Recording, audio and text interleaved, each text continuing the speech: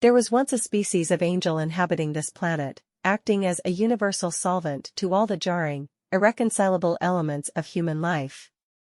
It was quite numerous, almost every family had one, and, although differing in degree of seraphic virtue, all were, by common consent, angels. The advantages of possessing such a creature were untold.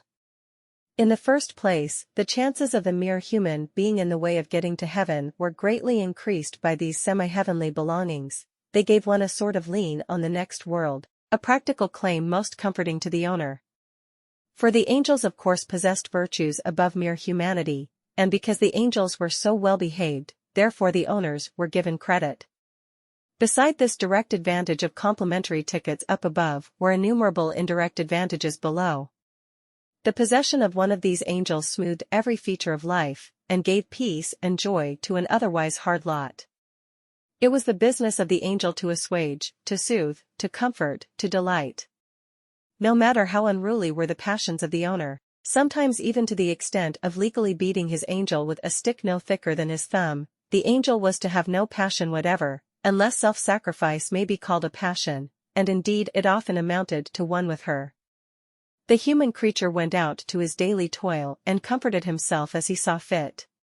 He was apt to come home tired and cross, and in this exigency it was the business of the angel to wear a smile for his benefit, a soft, perennial, heavenly smile.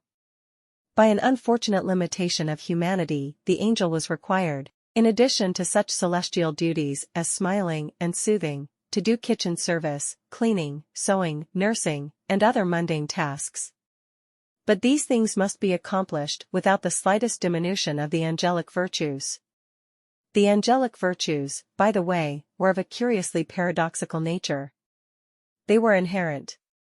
A human being did not pretend to name them, could not be expected to have them, acknowledged them as far beyond his gross earthly nature, and yet, for all this, he kept constant watch over the virtues of the angel, wrote whole books of advice for angels on how they should behave, and openly held that angels would lose their virtues altogether should they once cease to obey the will and defer to the judgment of humankind. This looks strange to us today as we consider these past conditions, but then it seemed fair enough, and the angels, bless their submissive, patient hearts, never thought of questioning it. It was perhaps only to be expected that when an angel fell the human creature should punish the celestial creature with unrelenting fury. It was so much easier to be an angel than to be human, that there was no excuse for an angel's falling, even by means of her own angelic pity and tender affection.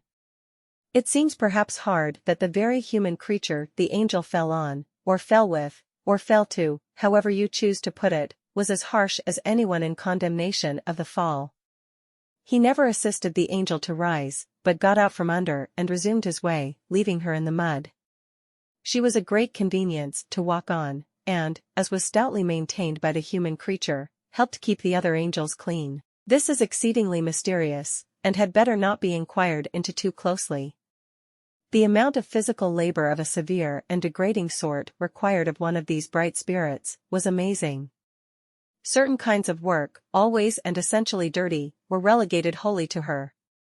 Yet one of her first and most rigid duties was the keeping of her angelic robe spotlessly clean. The human creature took great delight in contemplating the flowing robes of the angels. Their changeful motions suggested to him all manner of sweet and lovely thoughts and memories. Also, the angelic virtues above mentioned were supposed largely to inhere in the flowing robes. Therefore flow they must, and the ample garments waved unchecked over the weary limbs of the wearer, the contiguous furniture and the stairs. For the angels unfortunately had no wings, and their work was such as required a good deal of going up and down stairs. It is quite a peculiar thing, in contemplating this work, to see how largely it consisted in dealing with dirt. Yes, it does seem strange to this enlightened age, but the fact was that the angels waited on the human creatures in every form of menial service, doing things as their natural duty which the human creature loathed and scorned. It does seem irreconcilable, but they reconciled it. The angel was an angel and the work was the angel's work, and what more do you want? There is one thing about the subject which looks a little suspicious: the angels, I say it under breath, were not very bright. The human creatures did not like intelligent angels. Intelligence seemed to dim their shine, somehow, and pale their virtues. It was harder to reconcile things where the angels had any sense. Therefore every possible care was taken to prevent the angels from learning anything of our gross human wisdom. But little by little, owing to the unthought of consequences of repeated intermarriage between the angel and the human being, the angel longed for, found and ate the fruit of the forbidden tree of knowledge. And in that day she surely died. The species is now extinct. It is rumored that here and there in remote regions you can still find a solitary specimen, in places where no access is to be had to the deadly fruit, but the race as a race is extinct. Poor Dodo.